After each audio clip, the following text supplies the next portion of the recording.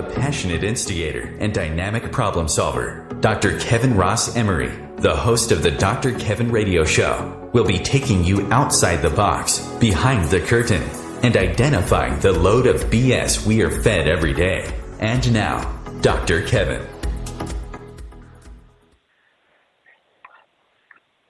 Hey, I'm back. Hello. Welcome to the Dr. Kevin Show. And this is our Planetary Influences Week, which, is a week where we look at what's going on astrologically.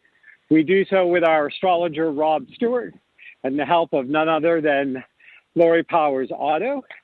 And this one is the first planetary influences after Mercury has gone direct. And everything is going Mercury retrograde this morning, guys, this afternoon, guys, this evening, guys. What time of day is it? Lori, are you there? I am here. Yeah. Well, I think Mercury needs to lose some weight because that's a pretty big shadow. We are waiting for our astrologer to call back in. Our astrologer was on. I've reached out to him. But, we're waiting for him to call back in. Lori. Yes. Why don't you start by telling me what's new and exciting in your world? And as you do that, I'm going to try to reach out to him one more time. Okay. New and exciting in my world. Let's see. I taught my Playing with Auras class on Friday. It was a wonderful success. And we're going to do some follow-up classes on that. And what else is new and exciting in my world? Let's see. Not a whole lot, actually. This Mercury retrograde, I'm so glad it's over. Been a little weird. Can't wait to hear what Rob has to say about what's coming up because it's hopefully a lot better.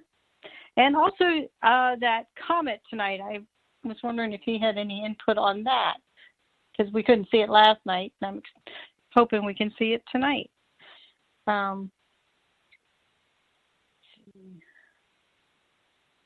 don't really think of being retired. I don't, unless anybody cares. We repaired the cement around our pool and in our garage. That was exciting. But other than that, not a whole lot going on this front. So, Miss Lori, that sounds pretty exciting. So did you do it on Zoom? Did I see the comment? Did I see what on Zoom? Your class. Did you do your class on Zoom? Oh, what did you? No, I actually did it in person, socially distanced, and it was a very nice, wonderful class. We had a lot of fun.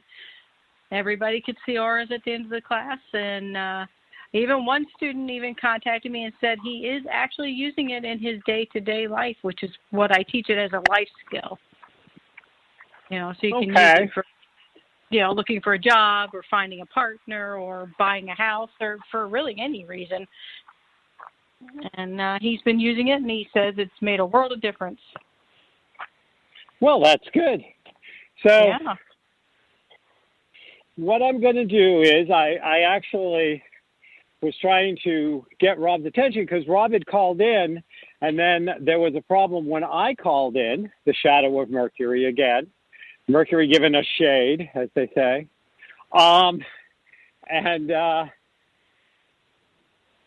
He had to reset the phone system. So I don't know if Rob is still on hold thinking he's waiting for the show to start or what the story is, but I'm assuming at some point he'll catch up that too much time has passed, and he'll call back in. I don't see him either, and I've tried reaching out to him. So I don't have any of the information in front of me about what the upcoming astrology is because I could definitely begin the process. I can talk about the fact that, now you had said something about the eclipse, correct? Well, the eclipse, the comet. The comet that's coming through, yeah. Yeah. Did it have the face of a Tyrannosaurus Rex on it? Is it coming to, come to play? I don't know. I don't know. I was hoping Rob could tell me what the story was because I don't know. All I know is I can see it. Yep. Well, we may just have to punt through this show. Yes? Okay. Oh. He says, I thought we were on next week. I don't know why. Is there 5 Thursdays? No? So he must have not been on. Jose, so can you jump on? Maybe I screwed up. Maybe it was me. Maybe this is a Mercury retrograde thing. Because when there's 5 Thursdays, I have him do the 4th Thursday instead of the 3rd Thursday. So I don't know. You and I may be punting on the show today. Yeah, would be the first time. Yeah, it wouldn't be the first time. It's okay. If he says that he can't do it, because it is a 5 Thursday month. I'm really sorry. My sincere apologies. I don't have anything to discuss. Okay. So, talk to you next week. So, Lori, it's you and me, baby. What would you like to talk about, Kevin? What should we talk about today? What's going on in your world? You're so busy. You always have fascinating things going on. Well, I do always have fascinating things going on. So I can't remember over the last few shows. I have a new book that just came out, which now will make 3 over this summer and 3 more scheduled before year end. So what are the names? Oh my God, you're going to ask me that. Well, one is called Spirals, and it's a book of poetry. And there's another book of poetry called, let me see. There's Spirals. There's a Kaleidoscope. No, Kaleidoscopes came out last year. Isn't this awful? I cannot remember. I've been working on so many different books, and we've been going back to the books I already have out, because I already have 4 books of poetry out. Thoughts from a Renaissance Man. It's Angst, Victimhood, and Drama Queens, a collection of love poetry. So, yep. It's about all that thing from angsty love to a more mature love. It kind of goes through it. It's got poems I wrote back in the 70s all the way up to the early to mid 2000s. It doesn't have any of my latest stuff in it because I put the collection together a while ago, which happens. You know, I put all these things out. I haven't. So here's my story. So I have an intern that helps me. You've met him. Yeah. And so I asked him to take this file of poetry that was still handwritten, that I never got around to typing up, that I discovered when I was cleaning up my house in Phoenix. So we know that's 5 years ago, at least.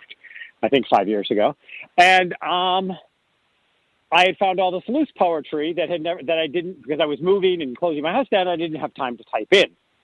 So I said, can you go through it? Some of it maybe got in, I can't remember, but can you kind of check it, and can you organize the rest of my poetry? I want to see how many more pieces of poetry I have that are not going to have been included in collections when these books of poetry that are ready to go are out, which will bring me to a total of 8 books of poetry. So, by the year end, beginning of next year, I'll have 8 full books of poetry out. And I want to see, and I'm saying, like, how much more do I have to play with? Like, what are you going through here? So he's looking, and he's finding stuff. And I hear this sound, this kind of like, not quite, oh my God, but something like that. Well, he finds 2 more complete collections of poetry that I forgot I wrote that was all set to go.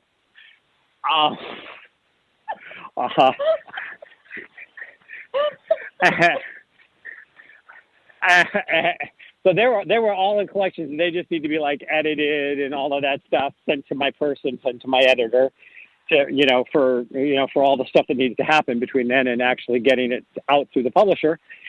And I'm like, okay, so, well, that's good. There's 2 more ready to go there whenever we have that down. And then he found this file. He was like going around, and he found this file, and he found another 100 pieces of poetry that were not attached to anything anywhere, that I had typed up into some obnoxious innocuous title heading saying new poetry, but I didn't say what year or what month the new poetry. So I'd find a whole slot of poetry, which I would do sometimes. Sometimes I'd written them on pieces of paper and stuck them in books as bookmarks. Sometimes they were scattered through notebooks, and when I would go to clean notebooks out before I would like throw them away or repurpose them, I'd find, oh, there's a poem. Oh, there's 5 poems. Oh, really crazy. So, yeah. So we're not exactly sure where we are, and he's not finished going through it, because then I found a whole box of journals, some of which are nothing but cover-to-cover poetry. Wow. And we haven't even looked at those yet. That's impressive. I just think having that you write all that poetry is impressive.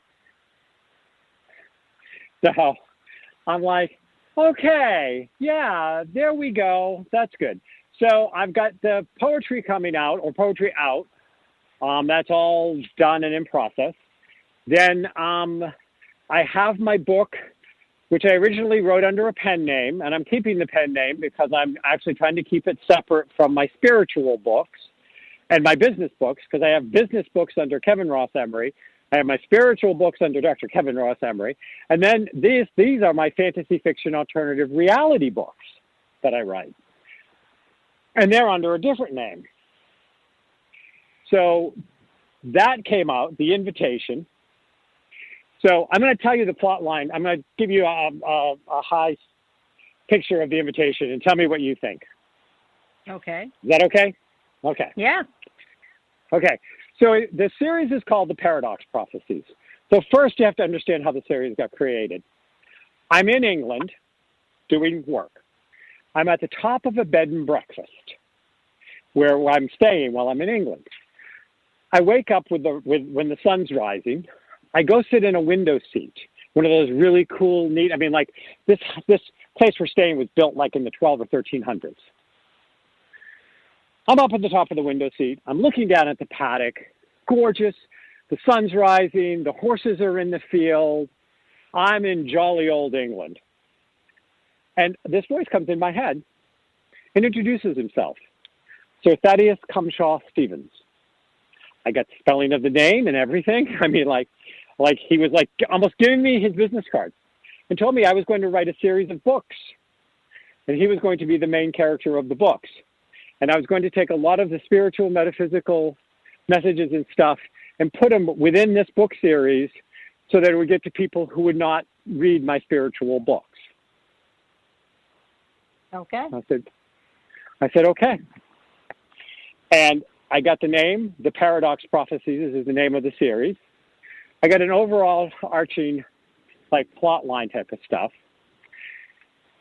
3 days later, I'm on a train from Chester, England to Portsmouth, England, because I'm headed down to go hop a ferry over to the Isle of Man where I was teaching classes. We go through Cumshaw, England, exactly spelled like his middle name. And so I was like, well, look at that, it's Cumshaw. Because I'm thinking, Cumshaw, I'm like, is there some what is that about? So that was a little neat kind of like I'm on the right track, that I wasn't crazy, though I knew I wasn't crazy. And so I started, what?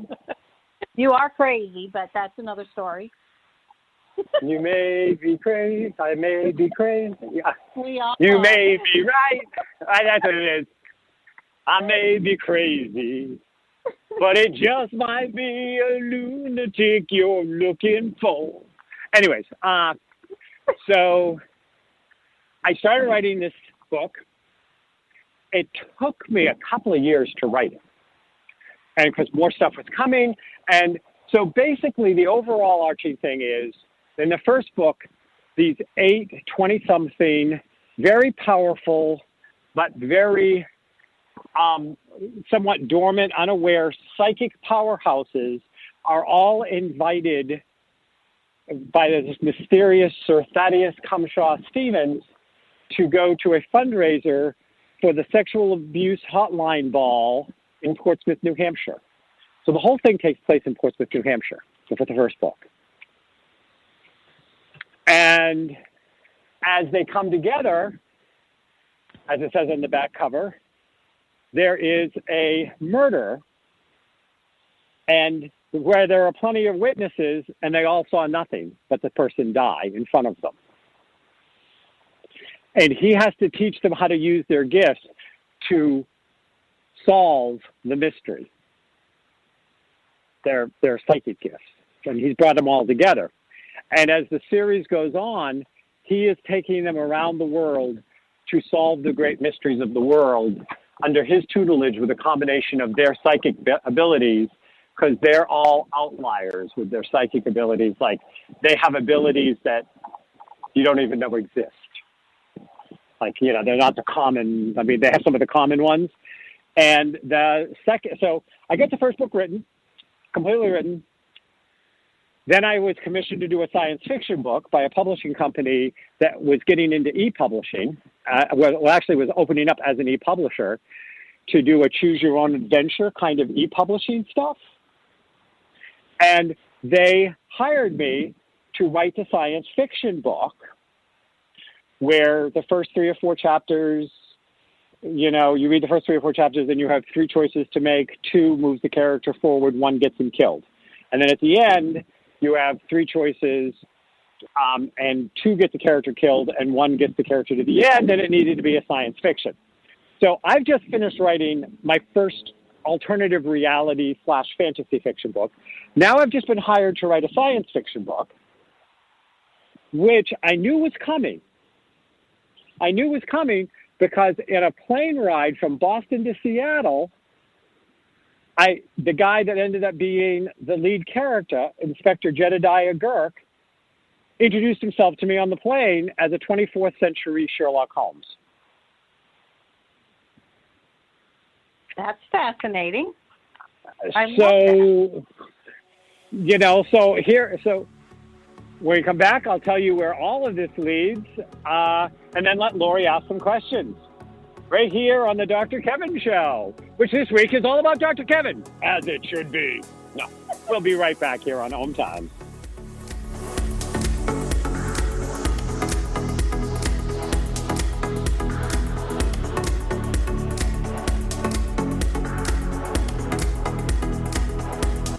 Conscious media for conscious minds. OMTimes. Have you ever wondered how to change your love paradigm? The secret key is finding a love partnership, not just a regular connection. How do you find these? Through conscious relationships. Ascending Hearts Dating is a dating site for people like you that believes in second chances and a different type of spiritual connection. Try Ascending Hearts for free today at ascendinghearts.com and change your love paradigm. Ascending Hearts, the premier dating community for the spiritually awake. Hello, I'm Sandy Sedgbeer, host of OMTimes Magazine's flagship radio show, What is Going On? My passion is sifting through information, research, and innovations from New Thought teachers, speakers, and researchers pushing back the boundaries of what we know about life, energy, metaphysics, and the universe. I love shifting perceptions about who we are, why we're here, and how quickly impossible becomes normal when we open our minds, expand our awareness, and accept that the only limits that exist are those we place upon ourselves. So if you're the kind of forward-thinking, eager investigator of what lies beyond the current reality that most perceive, why not make a date to come play with me in the field of possibilities at 4 p.m. Pacific Time, 7 p.m. Eastern Time every Thursday, and together we can discover what's really going on. A social distancing tip. While the CDC urges you to avoid close contact, like hugging or shaking hands, there are other non-physical ways to say hello. Wave, wink, use sign language, salute, smile, give the peace sign, throw up an air high five, do jazz hands. Remember, stay a minimum of 6 feet or 2 arms length away from others, and stay home if you can. For more info, visit coronavirus.gov. Let's all do our part, because we're all #alone together. Brought to you by the Ad Council.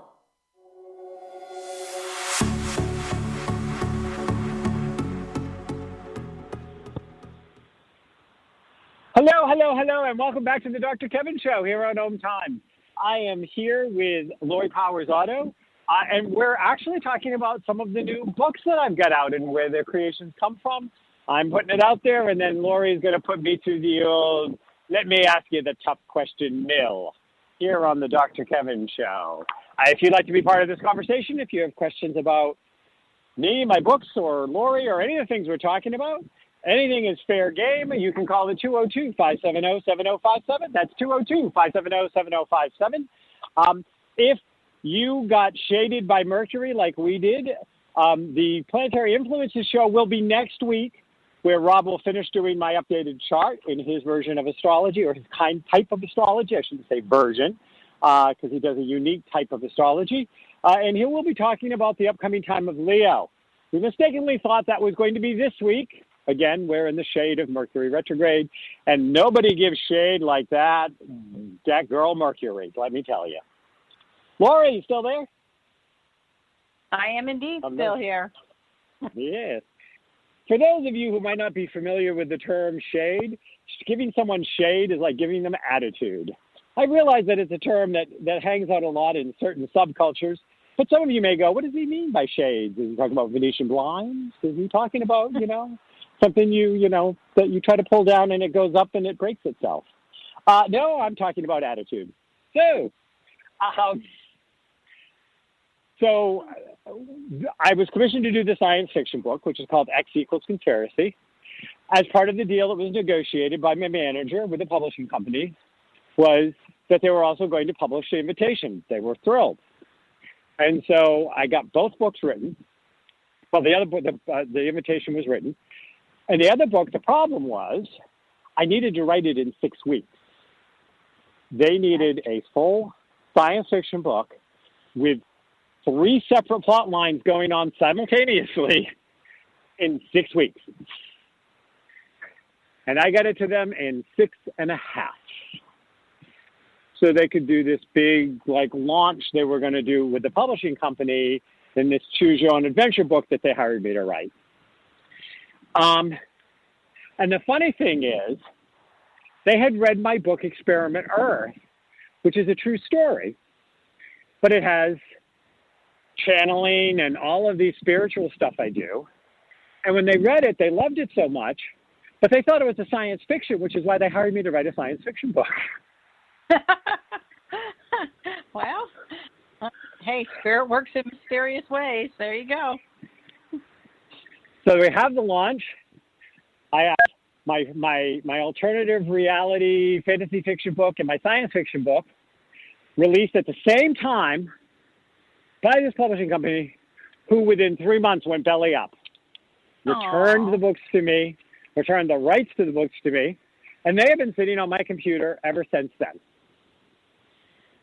And we're talking, they were launched originally in 2007.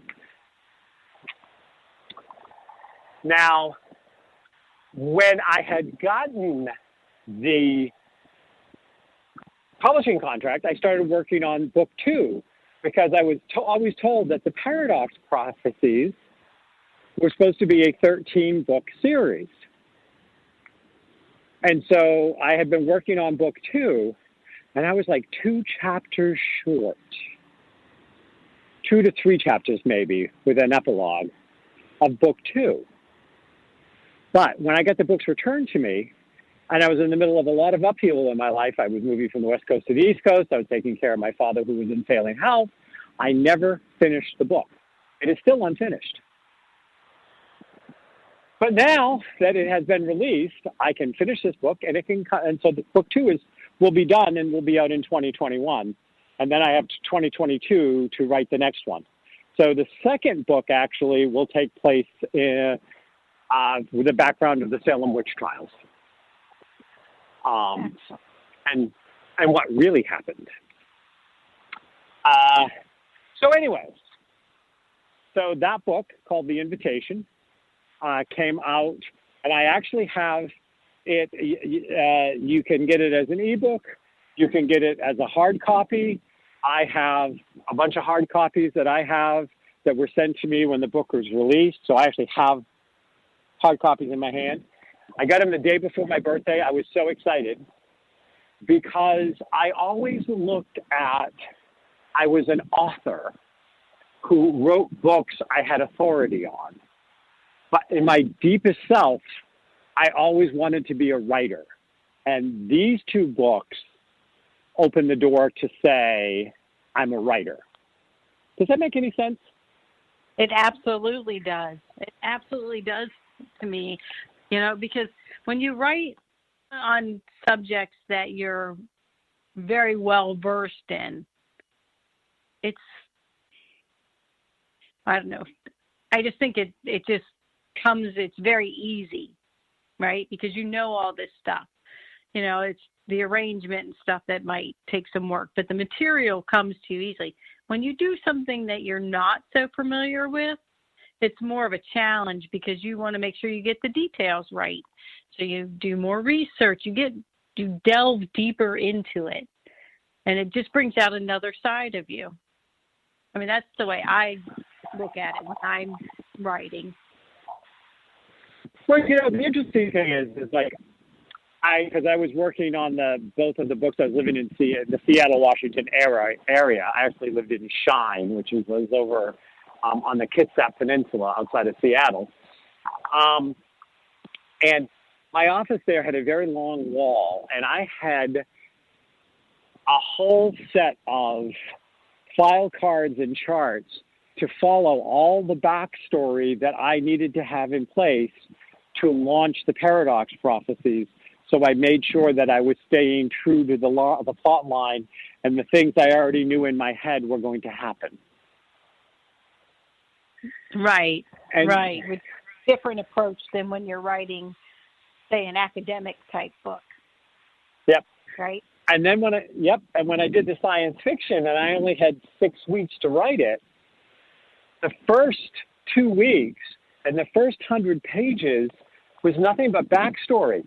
I had to create alien races. I had to figure out the story of where the humans were. I had to create a universe. I literally drew the planet that it took place on so that I had a visual of what Plexus looked like, because Plexus is the name of the planet. So developing these characters and these nuances and putting this together. And, and I mean, and since then I've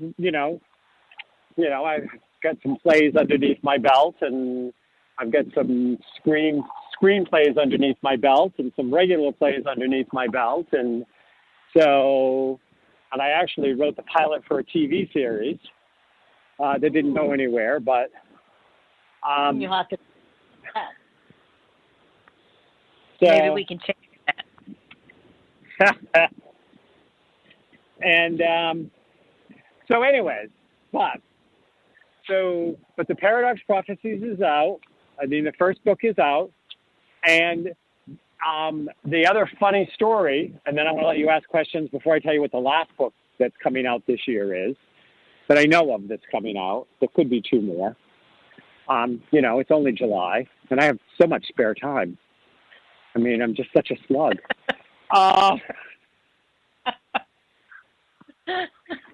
Sorry. So anyways, is that with the Paradox Prophecies, as I was working on book 2 and filling out the backstory, more of the backstory about Sir Thaddeus Cumshaw Stevens and stuff, I was flying back to England to hang out with my friend over there, where I got the first inspiration. And I got hit that I needed to do something about Anglesey, that this was a pivotal part. And I was told all of this information about Anglesey and what happened on Anglesey and how that's going to play into the backstory of what's going on now, even though it happened 500 years ago. And I was getting all this stuff, and I'm like, So I'm staying with my friend in England, who's, born and brought up English, fabulous, love her dearly. And I keep saying her, I keep on hearing in my head, and I'm telling her, and she's like, I don't know any place that. Then finally, she said, can you spell it? And I spelled it, and she goes, you mean Anglesey? I said, is that how you pronounce it? I spelled it right. Now I'm a horrible speller. I spelled it right. I spelled what I heard in my head right. And I said, and she said, Anglesey? And I said, yeah, that would be it. If that's what that spells, is that how you pronounce it? And she's like, yes. Because I kept on seeing the word in my head. I could spell it, but I couldn't pronounce it, right? Because I wasn't hearing it, actually. I was seeing it in my head. And people think being a psychic is easy, right? They don't ever make it easy. No. So she said, well, let's take a trip up there. There's a lovely bed and breakfast I've wanted to check up. It's a few hours away. It's on that peninsula of land between, like, the Atlantic Ocean and the English Sea or one of the seas up there. And there's a place where wild horses run, and it's beautiful. And let's go. Let's go do a weekend while you're in town. So I went up, and I get there, and we stay at this bed and breakfast, and we go in and sit down. The first thing I see is a history of Anglesey book. And when I open it up, are all of these things that happened there, which is what I was hearing in my head. I had to work into my book. Wow, that's awesome. See, now when you see because you listened and you went with the flow, because you could have said, no, I don't want to go up there or whatever, but you didn't. You went, and then you got the answers that you needed to work on your book. Yep. That's why we listen when Spirit directs us, when Spirit gives us nudges. If we listen, then these wonderful, what people call synchronicities, occur. I think that's absolutely. Awesome. So anyways, so that's that series. And like I said, they're going to travel around because there is a mysterious chess game going on between two very powerful forces about who is going to end up controlling humanity and the earth. And the puzzle pieces to give the good guys, which is my team, of course, Sir Thaddeus's team, the edge is to solve these great mysteries because each one has a clue to the puzzle. So we're going to the Salem witch trials, and then I'm going to move from there to the Lost Colony. And then another book will be done around the Bermuda Triangle. So anyway, that's the series. So what do you think, and what questions do you have besides, are you crazy? Because we know the answer to that is yes. We're all crazy, but you're a wonderful kind of crazy, so I like that. My first question is, when are we taking our trip to Salem to just do research? Unfortunately, the Salem book is all but done. It does, I have to tell you, have a really powerful time travel scene in it, though. I will give that much away. Can you ever have too much research? Just saying. I'm not going to Bermuda anytime soon. So, no, I think this is fascinating, and I think it very much parallels what is actually happening to the planet right now. So I think this series of books that you're writing are very timely and could really be informative and make people go, yeah. The light bulbs start going off. But I am very excited to read this series. When can I get the first book? Well, if you go on to Amazon, you can get the first book now. It's available either by ebook, or you can order a hard copy, or if you can tag base with me, I've got copies at some point. At some point, it's almost time for us to actually respectfully hang out in the same space there, baby. Yes, sir. We need to do that. I would be very honored to have a signed copy of your book. I think that can be arranged. So, and then the last book coming out this year, which is in final edit, is called My Friend Jesus. Oh, yes. You remember that one? We've talked about it. Yeah, we've talked about it. Tell everybody. This is exciting for me. This is the channel messages of Simon Peter. Because I started channeling Simon Peter, St. Peter from the New Testament, over 20 years ago. And he very quickly said to call him Simon, or Simon Peter. And he would always talk about my friend Jesus in his messages and who Jesus was. But he also said, and I'm not trying to pick a fight with anybody, I'm just telling you what he said in channeling. He talked about, don't call me St. Peter. I have no respect for the organization that canonized me. That was one of the. So he tells a lot of stories about Jesus. He also requested that we read the most modern or traditional, so to speak, version of the two books of Peter, and he corrected him to a more accurate translation of what he said before the people that were creating the reality of Jesus through the eyes of the church got their hands on them. So there's a complete rewrite of the two books of Peter in this book. Oh, I would need to read that. I must read that. Now, go ahead. Yeah. I'm getting goosebumps just with you talking about it. We've talked about this book before, but it feels so personal to me that I must read it. I must read it as soon as possible. Well, I originally did this as a cassette series, because that's how long ago it was put out as an audio, which was just the actual channeled messages. We'll be right back on the Dr. Kevin Show.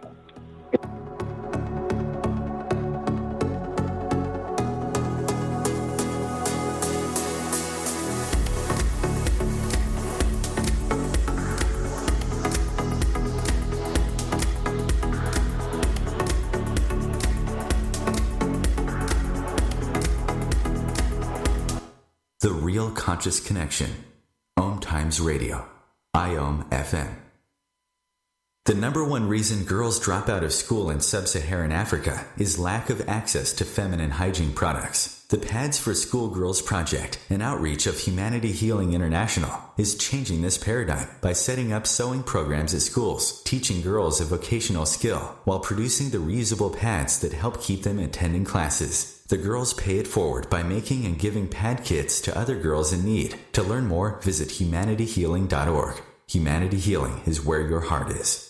More than 24 million Americans have an autoimmune disorder, and that number continues to grow. I'm Sharon Saylor, and I'm one of those 24 million. To put that number in perspective, cancer affects about 9 million and heart disease up to 22 million. That's why I've brought together top experts and those thriving regardless of their diagnosis to bring you the latest, most up-to-date information. Join me, Sharon Saylor, Friday night, 7 p.m. Eastern, for the Autoimmune Hour on Life Interrupted Radio to find out how to live your life uninterrupted. 911, what is your emergency? My kid shot himself.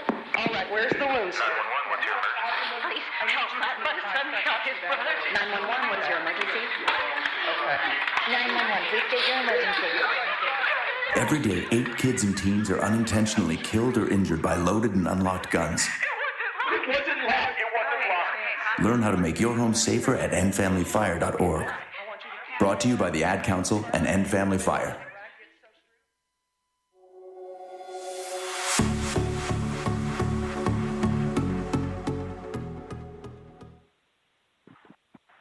Hello, and welcome back to the Dr. Kevin Show.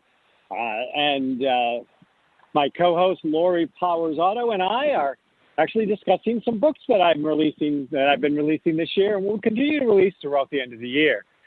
We're currently talking about a book that's coming out August, September. My Friend Jesus, the channel messages of Simon Peter. If you have any questions, thoughts you'd like to share, you can call in at 202-570-7057. That's 202-570-7057. So yeah, they started originally as a cassette series people could buy so they could hear all the messages. And we went into studio. And I wasn't raised with a Bible. I wasn't raised, with the books of Peter and what they were or whatever. I had no idea. And my partner at the time would read the books, and Simon would in the studio would say what he actually said. And I remember that one of the people that actually got the cassette tapes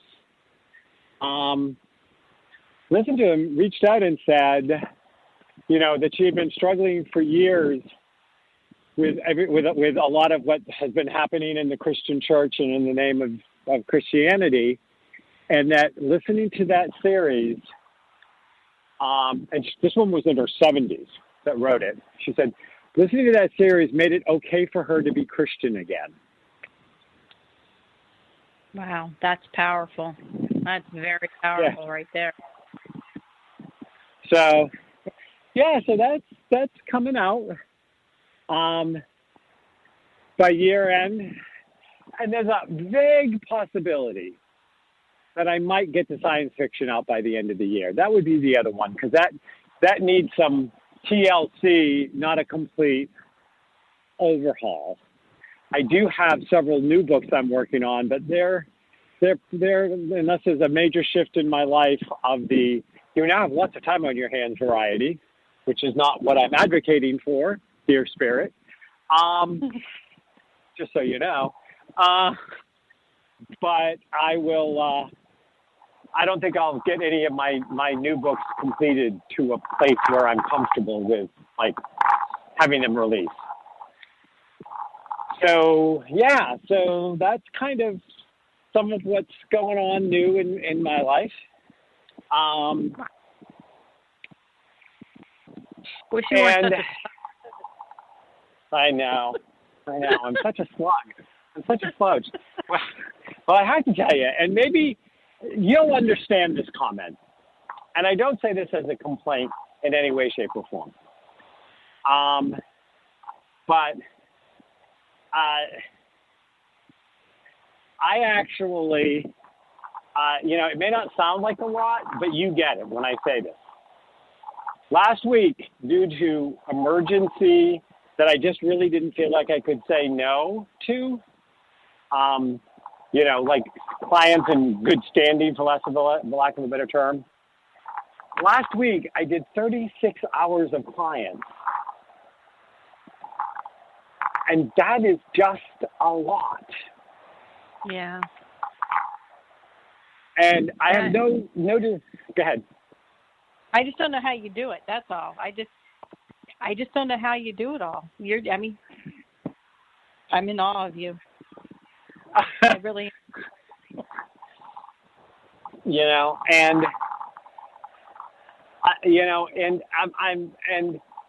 I'm glad that I can help this many people. I'm glad that I was there when I had some truly horrific events going on in people's lives, and I was their touchstone. But I ended up with one day off last week, and I was like on Sunday I was a zombie, and I said, Jeff, I'm like, I don't know what's wrong with me, and he looks at me like, you've got to be kidding. And we had a Zoom meeting. And we had a Zoom meeting with the nursing home for my mother, which gave me a bunch of additional tasks that I needed to get done as her medical POA and as her legal POA. So I'm shoving that in every 5 minutes I have, trying to talk to doctors and pharmaceutical and drug, delivery companies and all sorts of stuff. And I was just like, and I just looked at it and I was like, I don't think I can move. But I did, of course. So anyways, but yeah, it's exciting times.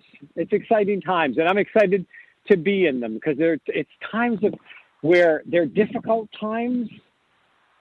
And the ancient Chinese curse, may you live in interesting times, but they're times at which humanity are going to have a choice whether they're going to stand up and decide what kind of race we're going to be. And, it's not the time for people like you and I to lay back. It's the time that we need to be pushing the flag forward and putting our 2 cents in about where we want to see the human race go. Absolutely. So I won't be this busy indefinitely. I'll hit a slow period again. I always do. I've been doing this for 30 years. You have busy periods, you have slow periods.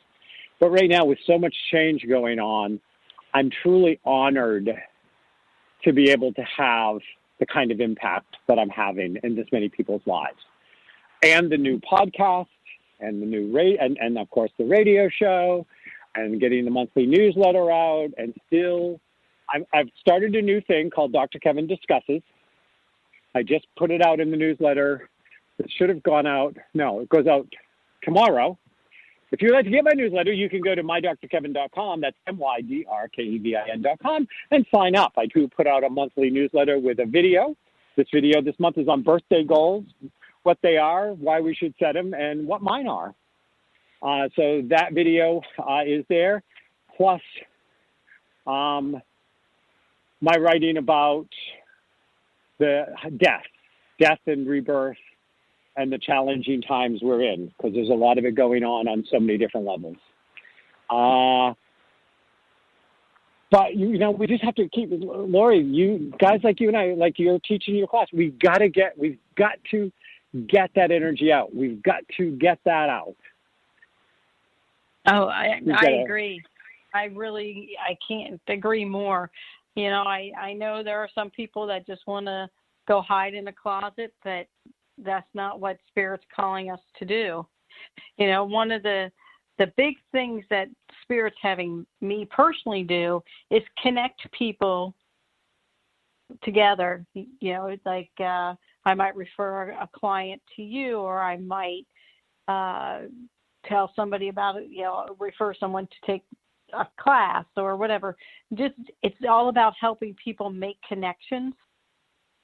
And I do that. I mean, I spend a couple hours every day doing just that, helping people make connections. And then you don't have to always be the person, you always come up with new and original stuff, but not everybody has to do that. And people need to understand that everybody can make a difference from wherever they're at, especially if you are, intuitive or psychic or whatever, listen to those nudges and follow them. Even if it's just, helping your neighbors. That makes a big difference right now. So I'm encouraging people, I'm connecting neighbors to each other that can help each other out or share or whatever. And those things are just as important as the great big things, and not everybody's an author, but a lot of people are. So stop being afraid and put it out there. Write your book, contact some good publishers. I happen to know one or two, and get your message out there because it needs to be heard right now. Whatever. Yep. Go ahead. No, I was going to say, yes, I mean, part of it is just sharing the stories of hope, inspiration, motivation, of overcoming, of getting on with it. All of those stories, the stories need to be shared, Lori. Yes. That's right. People need to talk. People need to open up. People need to communicate. It's, I've had this, as almost everybody in the world, this has been the weirdest year of my entire life. And the last month has been the weirdest month of my entire life, with so much. This week alone, I've had 3 friends lose parents, all to COVID. But on the other hand, I've had like 6 friends that have had babies or gotten married or had another wonderful, positive milestone in their lives. So it's up to us to what do we focus on, what do we share, what do we praise, what do we get excited about.